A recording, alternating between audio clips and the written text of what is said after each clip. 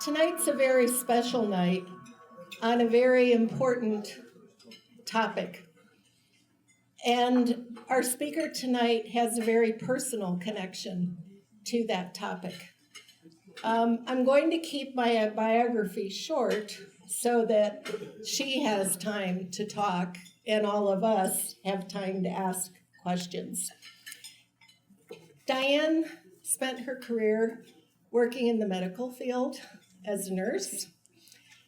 She has a family, which I'm sure she's going to talk to you about, and her son, Jim, who we're going to learn more about tonight. And that's the part of her biography that I want to focus on.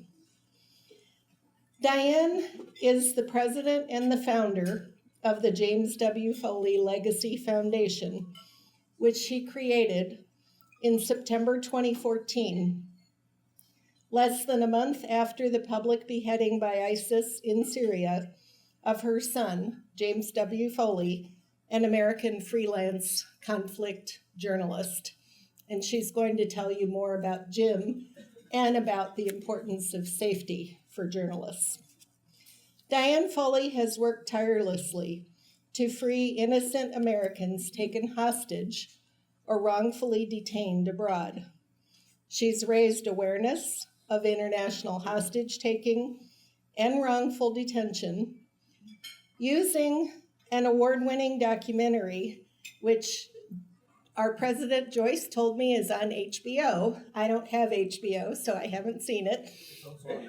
Also on Netflix, thank you. It's entitled Jim, the James Foley Story. Diane has also written opinion pieces in the New York Times, the Washington Post, and USA Today. And in 2023, she authored with Colin McCann the book that you have for sale here tonight. And proceeds from that will go to support her foundation in honor of Jim. She's a tireless advocate for hostages, for wrongful detainees, and for family members. She works with Congress, with every presidential administration since 2014, and she's a leading voice within the U.S. government to do more, to speak about Jim, about her experience, and about what families go through when they have a loved one who's taken a hostage. Diane will explain the work of the foundation and talk about why all of this matters to us. So please join me in giving a warm welcome to Diane Foley.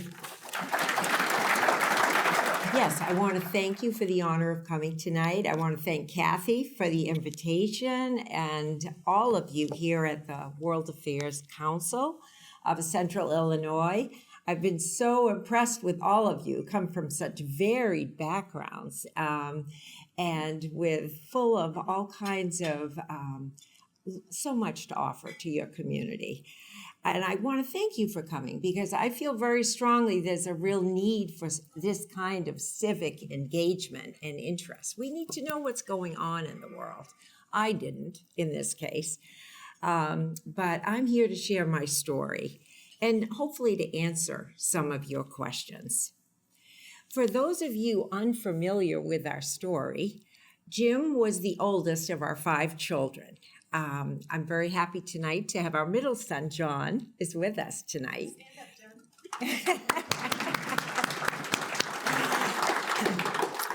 And we have some ties to the Midwest. Jim was born in Evanston, Illinois, and then actually came back to school and went to Marquette University in Milwaukee, and later got his degree in journalism from Northwestern Medill. And Jim spent a lot of years here in the Chicago area. When he graduated from Northwestern, he chose to become a war correspondent. And I think that was partly because 3 of his younger siblings were, in fact, in the military. John was in the Air Force, our son Mark in the Army, and Katie was a Navy nurse. And I think Jim was kind of drawn to really better understand, why do people go to war? What happens to civilians in the middle of war? So he first went embedded with the Indiana National Guard to Iraq, and then later with the Army 101st Airborne in Afghanistan. And then in 2011, you will probably remember that that's when we had this, quote, Arab Spring that occurred in the Middle East. And there was a lot of hope in that part of the world. And so that's when Jim became a freelance conflict journalist. And he chose to go to Libya and then Syria to report on what was actually happening. He was, as you can see, I think in this little clip, he was kind of in awe of these people's yearning for the freedom that we take for granted so often. You know, it's so easy for us to.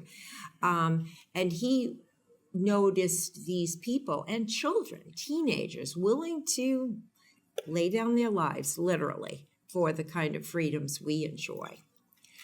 So he became very passionate about reporting from that part of the world, even though he knew how it was becoming increasingly dangerous.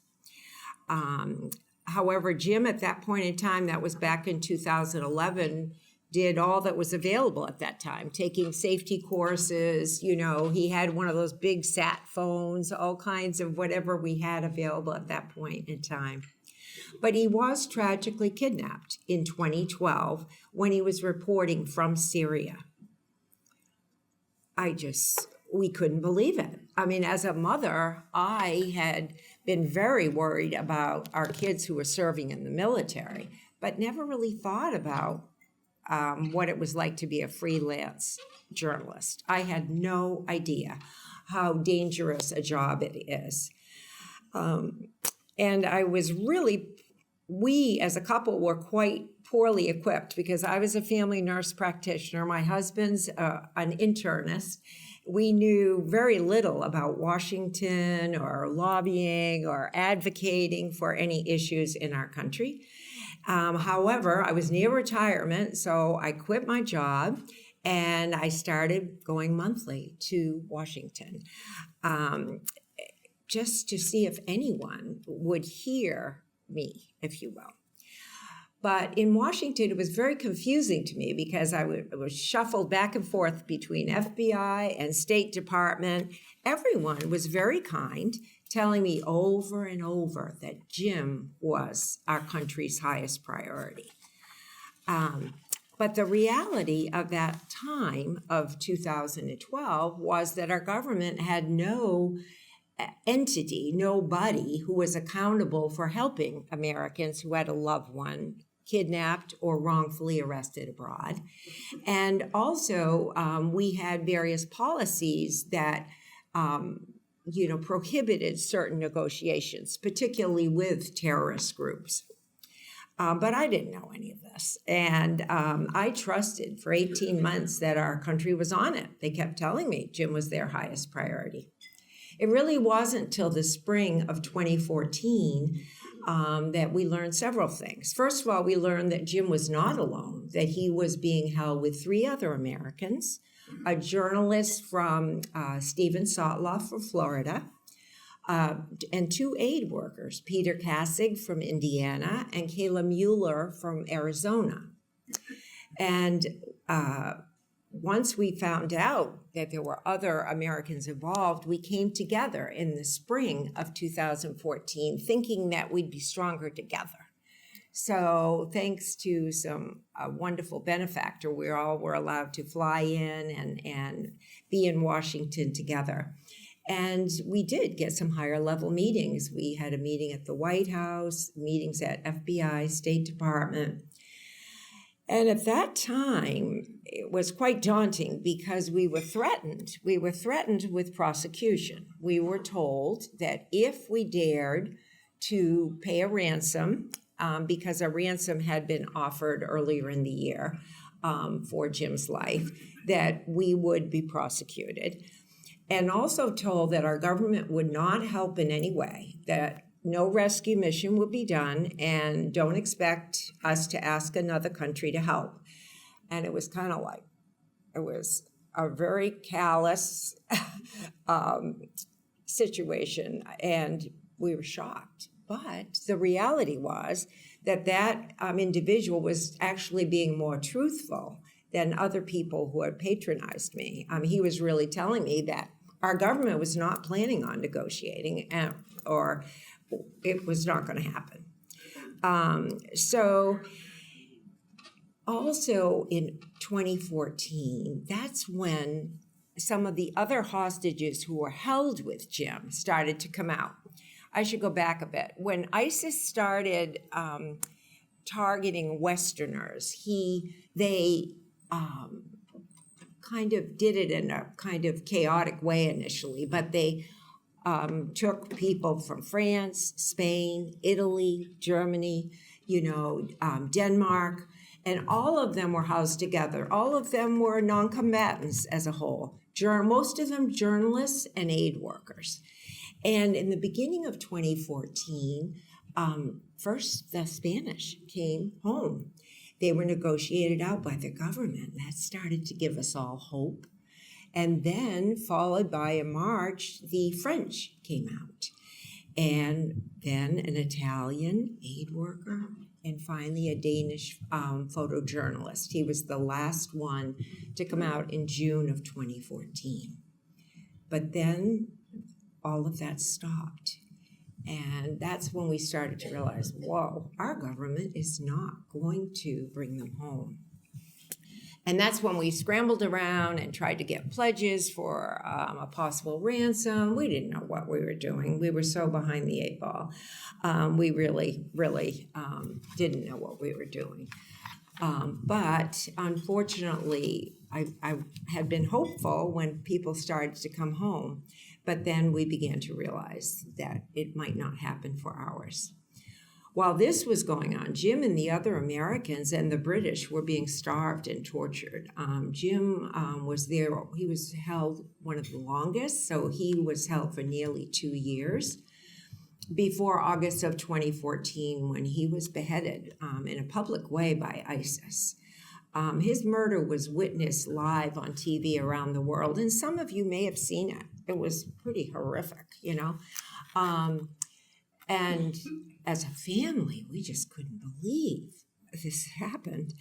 And what was interesting was that our government seemed to be in shock also, because when we saw this on Twitter, we reached out immediately to everyone I had seen in Washington to find out if this was just fake, or did this really happen? When in fact, nobody called us, nobody. And so we found out with the rest of the country on the news that night. And it was a really appalling time for us. And to be honest, as an American, I was mad. I really was saddened that our country had not been honest with me, for one thing, and just tell me our policy is not going to allow us to negotiate. That kind of honesty would have been really helpful. So I was mad. I really felt as a country we could do better to help fellow Americans who are targeted and kidnapped abroad or wrongfully arrested simply because they're American, not because they've done anything wrong. So that's when Jim challenged me. I was mad. I was angry. I had my moments of bitterness. But Jim's goodness kind of challenged me, and my God challenged me as a Christian. I wanted Jim's life to matter. He wanted it to matter. And so thanks to a lot of encouragement by Jim's siblings and Jim's friends and strangers who I don't know if you've experienced when something bad happens, that's when kind of all the good guys step up. That's a lot of times when really people who really care showed up. Well, that was my experience. And so within 3 weeks of Jim's death, as Kathy said, thanks to Jim's friends who were attorneys, we had a nonprofit started. So that's when we started the Foley Foundation in September of 2014. And we were challenged with trying to, shed some light on the darkness we'd experienced as families, and also by empowering journalists to speak truth to power.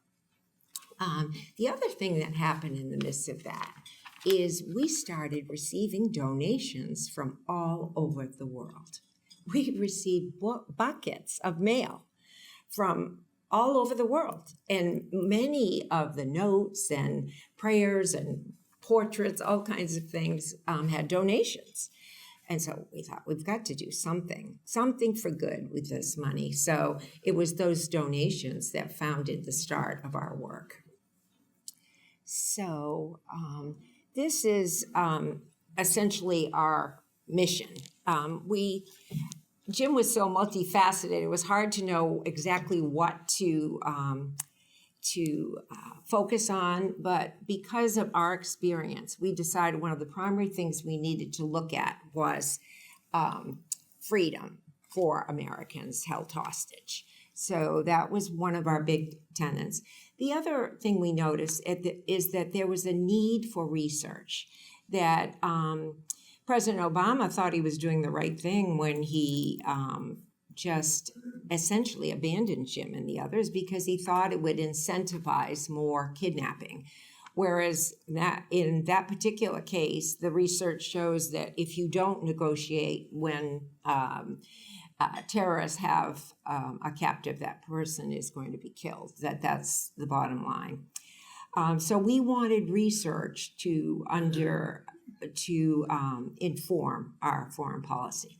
And the other thing is we wanted to promote journalist safety, because a lot of journalists know how to be great journalists, and storytellers know how to be good listeners. But what we found was that a lot of schools were not teaching them how to be safe, particularly in conflict zones or when investigating topics that others might not want people to be investigated. So that was another thing we wanted to do. And at the core of it all, we wanted to inspire moral courage, because when Jim, as he grew older, really aspired to be a man of moral courage.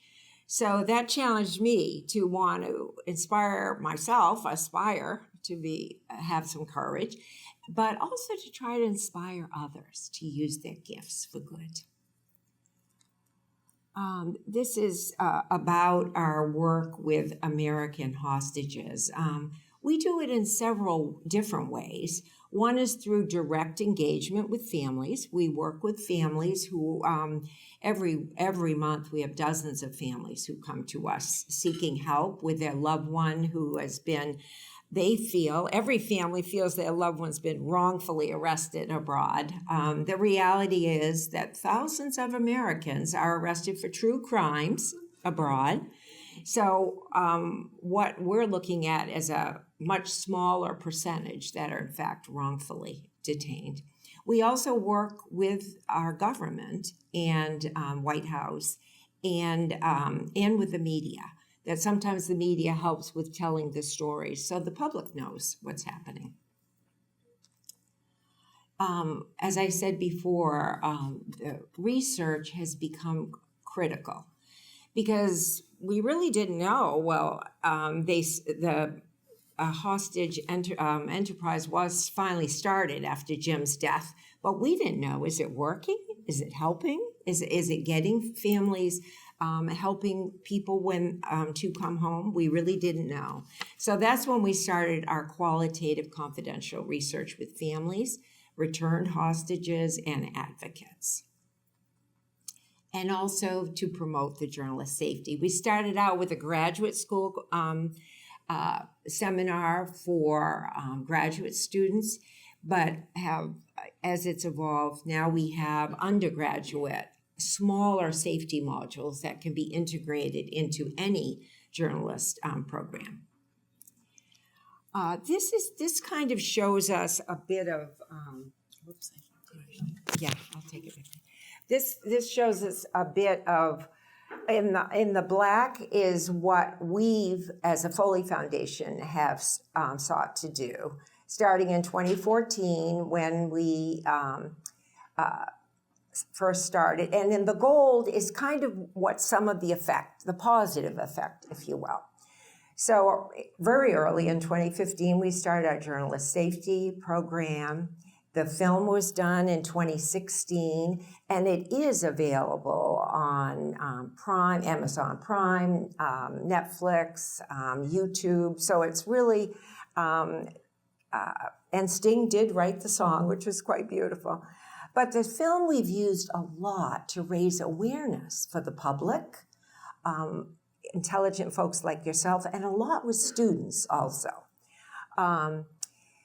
Also in 2019, that's when we actually started our research, because we really felt the need to have facts about what is really happening, what is working, what is not working, to bring people home and to deter the horror of hostage taking. And then below 2015, you can see that is when, I don't know if I can point to it, but that's when shortly after Jim was killed, it wasn't just Jim that was killed. Stephen Sotloff was killed 3 weeks later, followed by Peter and Kayla. And at the same time, there were several others, 3 others to be exact. And so, of course, there was an outcry. Well, what's going on? All of a sudden, all these Americans are being killed abroad. And to his credit, President Obama launched an all-of-government and non-government review. So for the next 6 months, he had the government look at all the different cases. They interviewed families like ours to see what had happened. How would we been treated? What was our situation? And thanks to that, in June of 2015, the first hostage enterprise was started, the structure to help families like ours. Also, in 2020, President Trump signed the Robert Levinson Hostage Recovery and Accountability Act, which I will talk to you more about. That was crucial because that codified the presidential directive that Obama had given us to start up this hostage enterprise, and that actually made it law, the law of the land. We've continued to do journalism safety, virtual reality education. We had the conviction of 2 of the jihadists who tortured and kidnapped Jim in 2022, which was a big deal because often when these crimes are done abroad, that's one of the issues, is there is no accountability. It's hard to get accountability for people in another country when they've done these things to our people. So that was thanks to the very hard work of our Department of Justice. And then finally, in 2023, actually, through some of our advocacy work, now there is a National Hostage Wrongful Detainee Day of Remembrance in March. Every year we remember, and a flag.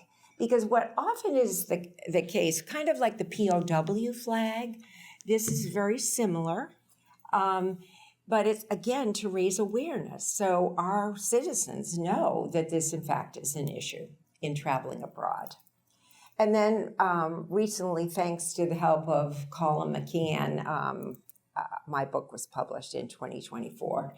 And would you believe this year there's going to be an opera in Germany? Can you believe that?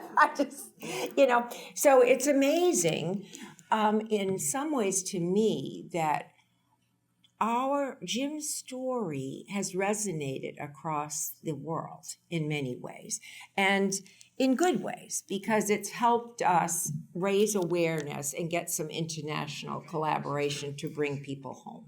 So that's been the good fact. This is the hostage enterprise that was set up in 2015, the initial one. So it's a 3-prong enterprise. Right down here, the hostage fusion cell is an interagency cell. So the idea, it has intelligence, folks from intelligence, military, State Department, and others all working together in an operational level. And then the special envoy for hostage affairs is at the State Department. So any cases needing diplomacy. And then the real decision making, of course, is at the National Security Council Hostage Response Group. And that's where the president and our national security advisor really make the decisions on what they're going to do. And then we're kind of in the center with other NGOs and advocates, a lot of pro bono attorneys, a lot of, particularly when people are wrongfully detained abroad, there's really a need for legal expertise. So a lot of times we have some wonderful pro bono attorneys working with us. I just want to kind of show you this because this is the Levinson Act. This was done to remember Robert Levinson, another American who actually worked for CIA and FBI, who was abandoned in Iran. He died. So his family and we worked on this legislation. But these are the criteria that they've come up with for an American citizen who's arrested abroad to be given a designation as a wrongful detainee. But you can see some of the criteria are quite broad, like innocence, the number 2 is used a lot, detained primarily because they're a U.S. national, not because they've committed any crime, but because they were targeted because you were an American.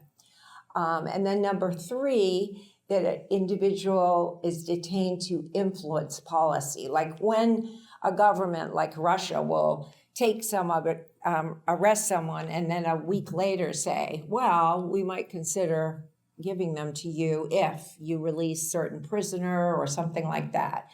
That would be a criteria in the Levinson Act. Number 4 is more folks that are activists, if you will, who are, they may be journalists or other activists.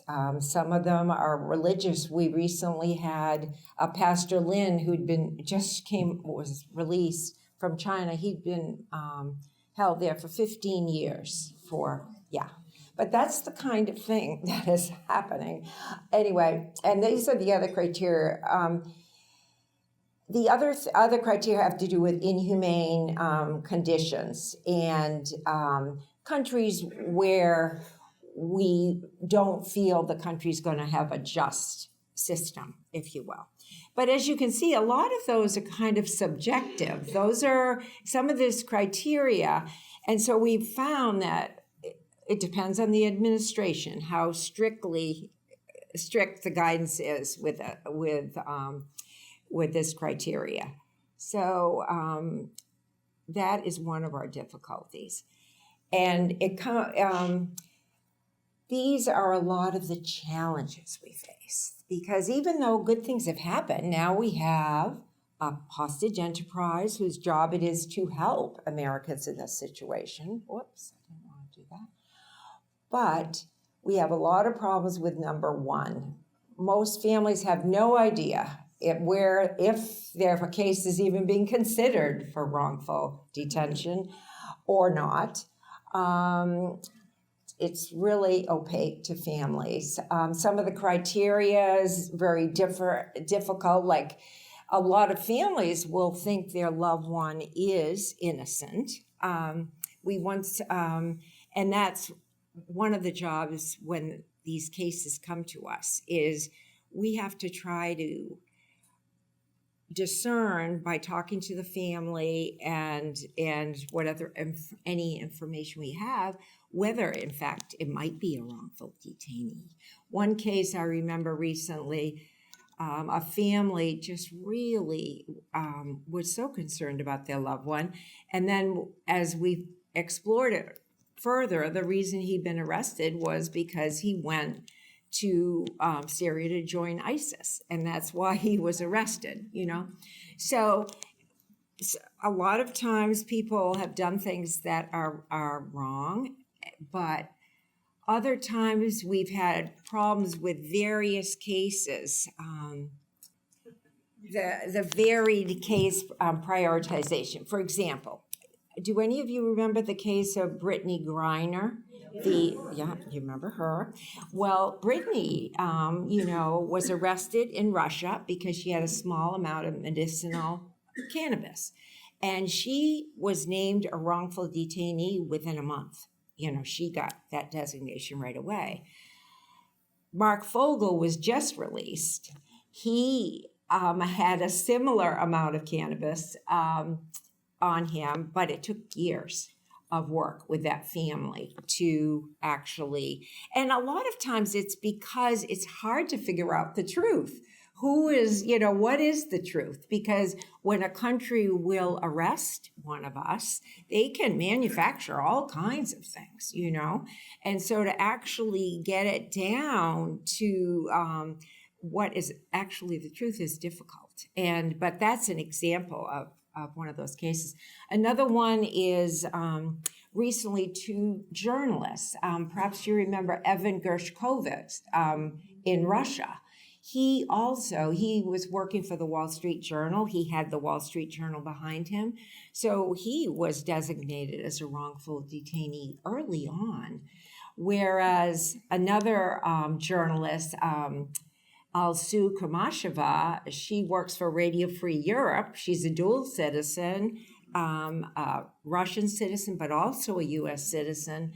She was not designated for many, many months. We had to work very hard with that, with our government to have her recognized and designated, if you will.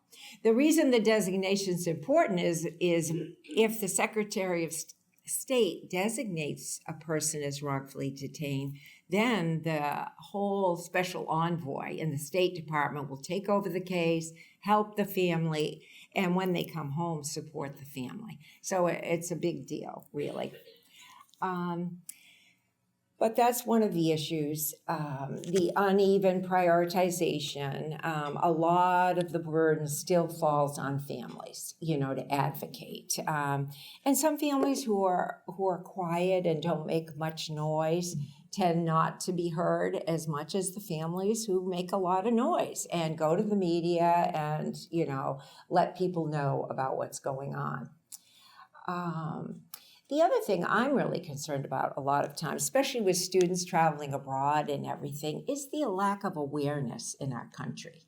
I think a lot of people, we just don't realize. I didn't realize that Americans are targeted, and that we just need to be aware, not to be afraid. I mean, we need to travel internationally. Many people do for business, for travel, for all kinds of reasons, but we just need to be aware of that possibility and that threat. We have a lot of challenges with reintegration. Can you imagine being held hostage for 5 to 10 years and then coming back to nothing? I mean, you're financially destroyed. Your family may have given up on you. You have back taxes, would you believe? We've had to get legislation for that, but a lot of these hostages were, and credit card debt, none of that stopped when they were incarcerated. So we've had to do a lot of legislative work on that. The other thing that I think is very important is we've made some progress now in terms of bringing people home, recognizing that as a nation, on both sides of the aisle, which I'm so delighted with, both Republican and Democratic administrations have truly prioritized the return of Americans. As a matter of fact, more than 150 U.S. nationals have come home since 2015, and I find that miraculous. I mean, it's really been very heartwarming. But the other side of it is some nations are beginning to be incentivized to take our people. Russia's one of them. Russia has really started to say, this is pretty good here. We can hold this over our government, over the U.S., all we have to do is take one of theirs, China's also been very good at that. Iran, those are three of the top culprits, but also Venezuela, Syria, and other nations. So this whole area of deterrence really needs a lot of work in our government, and we're working on it in research because this is a huge human rights concern that innocent people are being targeted and used, in this way. One of the ways of deterring, international hostage taking, of course, is accountability. And that's why I was so grateful when two of the jihadists who kidnapped and tortured Jim were in fact brought to justice, brought here to the U.S., but that happens so rarely. It's one of the very few cases that's received that accountability. Very few. And there are still many negotiation barriers because of fear of incentivizing the practice. It's very hard to try to negotiate with someone who has an innocent American without incentivizing them to do it again. And that's just the reality. So, but there's a lot of work being done on that in terms of sanctions, in terms of other ways to make it hurt to take an innocent person and use them in this way.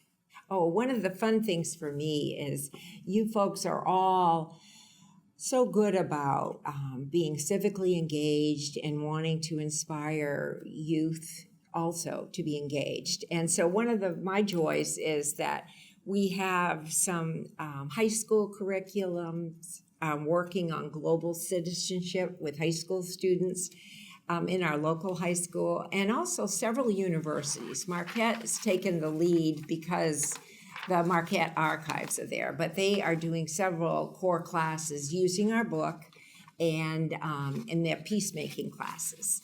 Just having our kids reflect on the morality and the issues in foreign policy issues. I'm so indebted to Jim and my God for challenging me to attempt to make a difference for good, and to the many strangers and friends who've encouraged me. But my journey has convinced me that all of you are every bit as capable to make a big difference. And I think a lot of it starts in this council here by becoming aware of issues, doing your part. Look at what you're doing, Larry, with the Innocence Project. But seriously, and Sam, you were talking to me about your work when you dabbled in freelance journalism. You had some experiences with journalists. But truly, that's part of my hope with working with youth, is that we all have gifts. And I think it's all about what do we do when we're challenged in life. So thank you. It's been an honor to share my story with you. And I'm here for your questions. And Kathy's going to help us. I hope you've got a lot of questions because I'd love to.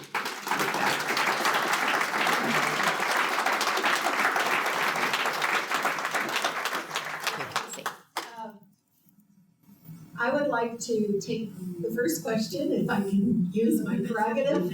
And what I'd like to do is to read a quote from your book.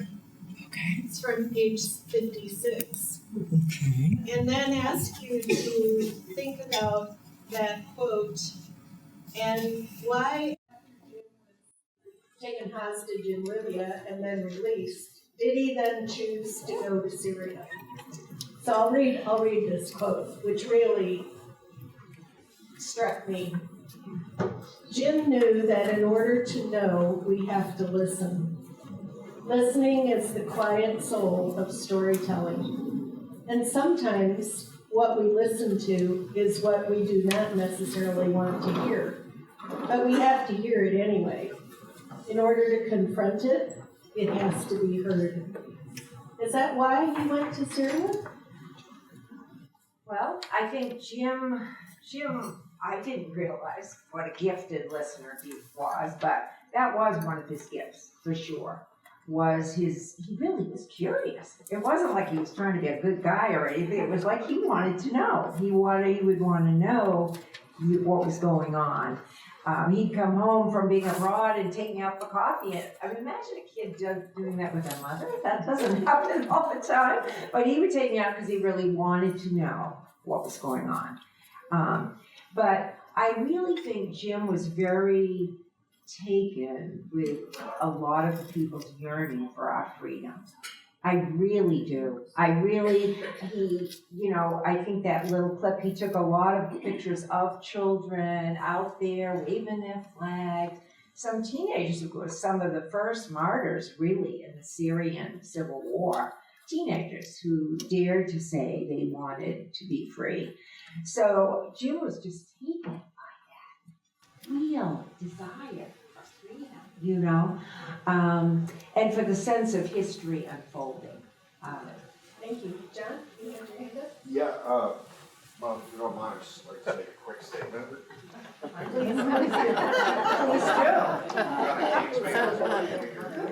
You're wonderful.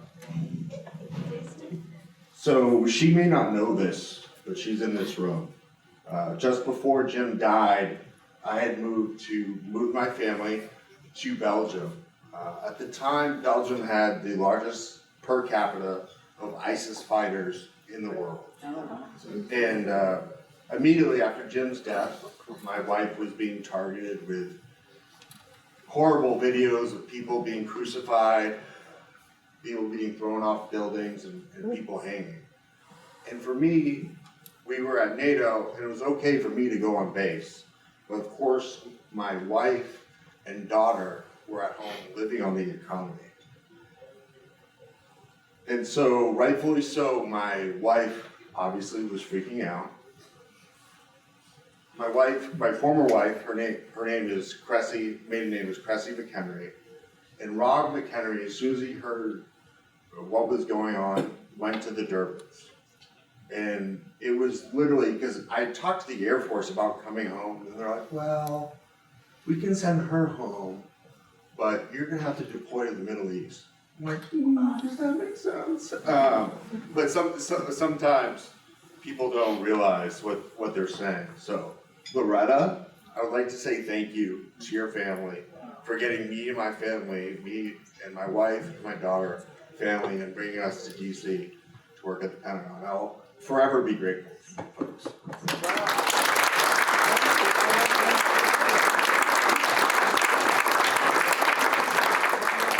Thank you for sharing that. And that's an example of so many good people who stepped up after this happened to us. I'm glad you shared that, John. Okay. Yes, there's a question right here. Carol? Diane, can you talk a little bit about how you met one of the terrorists who killed your son? Sure. And what happened when you met him? Sure. Yes, it was, first of all, we were rather surprised to hear Jim was killed in 2014. It wasn't until 2018 that some people, actually Kurdish fighters, actually discovered the two jihadists, Alexander Cody and Al-Shafii al-Sheikh, and they were trying to slide in with a lot of the refugees, but out of Syria. But they were eventually brought to the United States thanks to cooperation with the UK, United Kingdom, and they were indicted in Virginia. And it was interesting. Two individuals who both were with ISIS, very radical jihadists, really, who had both grown up in England. But one of them pleaded guilty to all 8 counts, and that was Alexander Cody. And he not only pleaded guilty to all counts, but he offered to speak with victims. So I thought, okay. The other one, not at all. Al-Shafii al-Sheikh, total different. He wanted full trial. He continues to appeal, though he's been indicted multiple times. But so when we were given that choice, I guess my first reaction, Carol, was, well, Jim would have wanted to talk to him. He would have been curious to hear, well, what's his point of view? Why? Having grown up in the UK with some of the benefits of being in the Western world, why had he radicalized? And he would have wanted to know his story. And as a mom, I kind of wanted to tell him about Jim. I kind of wanted to know why they were targeting non-combatants. So I very quickly said, yes, I wanted to talk to him, but none of my family wanted to come with me. I thought that was a stupid idea, Ma, this is really... So it was actually, by that point, I had met Colin McCann, who was trying to help me write my story initially. And Colin said, I'll go with you, Diane, I'm interested. So that's how we went, and we saw Alexander 2 different days in the fall of 2021, and then again in April of 2022. So we had some good time speaking with him, actually. And it really was, at first, very awkward and all that, and we had all these people around us. I thought, how are we going to talk with all the FBI and everybody's attorney in the room? But then once we started talking, it was like they all disappeared. And it was like I was talking to one of my sons. Alexander's the same age as one of our younger sons, so it wasn't so hard as a mother, really. And he listened, and I listened to him. So in an odd way, it was kind of a graceful time. And after that, he wrote several letters to me. Did he Very have, sad, did very he have sad. regrets about doing it? Oh, he apologized to me many times, several times. He never really regretted what he did in the fog of war, he said. He felt like he was doing what he was supposed to do at that time. That he couldn't go there at all, So, but very sad. I mean, the whole hatred's always sad. Very sad. Joyce? So I have a question, having read your book, about your forgiveness of him, and about his 2 daughters, and about what you said to him about them and the family, and how you forgave him. What's your question? I want to know how you came to that. How was your faith? Could you repeat her question? Oh, sure, of course. Yeah, Joyce is talking about, the whole experience of trying to forgive Alexander. And first of all, before I went, I prayed a lot. I mean, as I got closer to the time, I thought, what have I gotten myself into? What am I doing here? But in the second meeting, when Alexander showed me the picture of his 3 little girls, so sad, in a refugee camp at that moment in time, and he started to cry. It was very, very poignant, because he'll most likely never see his family again, or his country for that matter. So it was not that hard for me, knowing that I'm a very flawed person like anybody else, that this guy had made some awful mistakes that he'll pay for the rest of his life, which is right. I mean, it is just. We need that accountability, and I recognize that. But also as a person, I think it's important to, it was important to me to recognize his humanity also.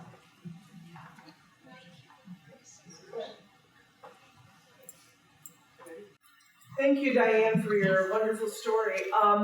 The Foley Foundation has some sort of program with high school students that you were talking about. Could you tell us a little bit more about, the global citizenship curriculum that you do with high school students? That's a new one, and that is one of the things that's just happened.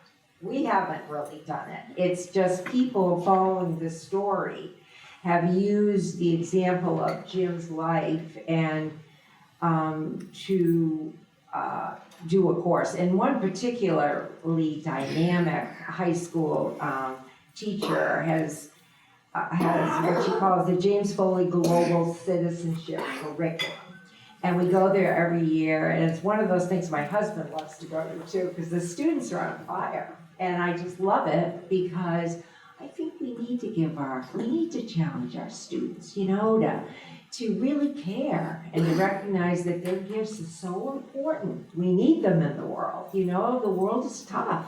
A lot of tough things going on. And so I love that curriculum because she's a magnificent history teacher. So she talks about all the complexity of what was going on in the Middle East and led to ISIS and all that. But then the students glean from that and decide what they want to do for a project to engage with their community. And they've done various things. One year they actually they raised money to come to Washington, D.C. to our annual Freedom Awards. So they met a lot of the hostage families, government officials, and media that were there to support the families. And that was one of the things they did. In other years, they've helped teach other students about journalism, safety, and civic engagement. So I'm very proud of that program. Based on your experience and based on the Foundation's work on doing research on hostages, I wonder if you have any insights about the Israelis who are being held as hostages in Gaza and the Israeli Americans who are being held as hostages. Any lessons learned from here? Lessons learned, wow. The question for those who can't hear is about insights and lessons learned regarding the Israeli hostages being held in Gaza. No, we've been working with the Israeli hostages. Such a horrible, horrible situation on all sides. I mean, here the terrorist group Hamas, taking all these hostages from babies to senior citizens, literally. And they're still holding one American who's still alive, Alexander Idan, and I just pray that he can come home.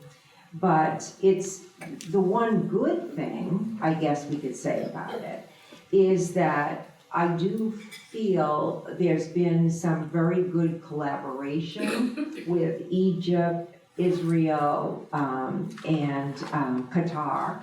I think it's been a good example of global engagement to help secure the release of many of the hostages. Many have returned home thanks to that engagement and commitment on the part of various countries working together to solve the problem. So they've also come to the U.S. multiple times. We've worked with a lot of their families, and our government's been very, very supportive of their efforts. And I applaud the way we've been able to bring a coalition of people together. Because I think in a lot of cases, we need the engagement of other partners, people who understand that part of the world. Qatar has been particularly helpful in some of these, in those exchanges. Your description in chapter 1 of your book of your meeting with Alexander was absolutely riveting. Excellent writing. I'm wondering, I've got two questions. One, how did it come about that this Alexander was arrested and brought to the United States to face trial? And two, you said you've worked with all these presidential administrations. And I was wondering if you had any experience so far working with the new Trump administration. Sure. Oh, yeah. And they've been right on it. I mean, I'm so grateful. I mean, the current Special Envoy for Hostage Affairs elect, Adam Bowler, has been, more than 12 have been released in the last couple of months. It's been extraordinary. So the transition between the Biden and the Trump administration on this issue has been just just what should be the case in all areas, in my opinion, but it's really been so good. As far as Alexander, as I say, he and Al Shafi were trying to hide among the refugees leaving Syria. And they were picked up by Kurdish fighters. And they were detained there for a while. It took a little while because it's not easy. Our country doesn't right away want to have jihadist fighters come to our country, you know? So it was not easy to bring them here. And at that time, some of the families wanted the death penalty. And the UK would not share evidence with us on these individuals if that was on the table. So we needed to all be unified, that we agreed that a life sentence would be acceptable for the UK to engage. And then once that happened, then our Department of Justice could go forward. Our Department of Justice really didn't want them to come here unless they knew they could prove these guys in fact had done the crime. So that's what happened. So you're saying the Kurds initially turned them over to the UK and then the UK? Well, no, they held them, they detained them for a while, and they were actually held in Iraq for a couple of years while all this was figured out between the UK. UK really didn't want to try them, they wanted the US to. Because, well, some of our laws are tougher on terrorists, to be honest. They really felt they'd get more justice here in the So United they were brought in with the cooperation of the Iraqi government, is that Yeah. correct? Absolutely, the Iraqi government, but the real struggle was with the UK, because the UK had a lot of the evidence since they were British citizens originally. And we really needed that evidence to indict them. Okay, there was a question back over there. Me? Yes. Okay. Today in the US, people are here either as citizens or legal immigrants, and they're being seized and held illegally without representation by our government. Are you pursuing freeing these people? Now, are you talking people who are held in our country? Yes, people who are here legally as citizens or as legal immigrants, and they're being deported. No, we're not dealing with that issue. That's a huge issue. Yes, it is. But no, our issue, we've had to limit our scope because as a tiny nonprofit, we could, as a matter of fact, some people want us to take out all hostages in the world. Well, we can't do that. You know, so we have limited our scope to US nationals. They might be legal permanent residents or citizens who are kidnapped abroad either by a criminal gang, terrorist group, or wrongfully arrested abroad. So that's where we kind of limited it. But that's another very important group in need of some good pro bono attorneys for sure, huh? You kind of alluded to this. Can you give us some idea of the scope of this problem? How many people and? That would be so. You sort of alluded to the fact that you don't know. We can't hear. I'll repeat the question. Larry's asking a very important question. How often does this happen? How many American citizens or legal permanent residents does it affect? We don't know, because all of that is classified information. And that's partly why the Foley Foundation started our own research to try to keep track of numbers, because we don't know. And to be honest, for years this has happened. A lot of corporations, international corporations, their employees would be kidnapped. They would have very well-funded kidnap and ransom insurance. They take care of it. The government hardly ever knew about it. And so that's why we're trying to establish more of a basis of research, because we really don't know. We suspect it's around 300 to 400 Americans annually are in this situation. Right now, we're counting around 50 that we're actually following.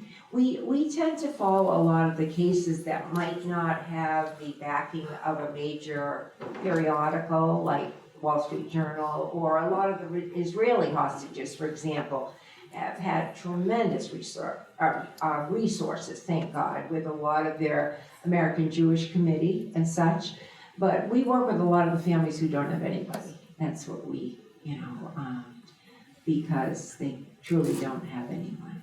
And how widespread is it, I know you alluded to a few countries, but how widespread is it from what you know geographically? Well, as I said, So the question yeah, is, how widespread geographically is it?